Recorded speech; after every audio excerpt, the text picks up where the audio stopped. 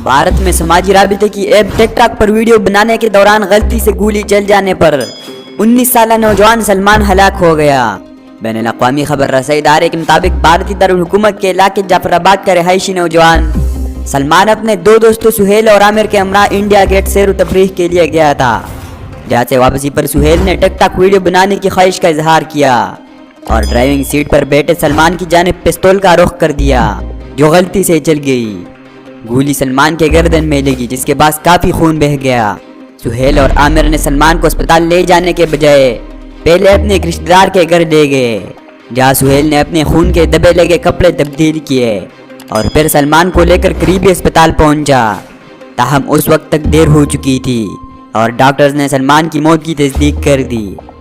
Police का कहना है कि सुहेल मलिक और आमिर को कत्ल और शाहिद मिटाने के जुर्म में गिरफ्तार कर लिया गया है। अगर दोनों दोस्त सलमान को बरवक्त अस्पताल ले जाते तो शायद उसकी जान बच सकती थी। मुल्जिमान के दावे और केस के हर पहलू पर तहकीकात की जाएगी।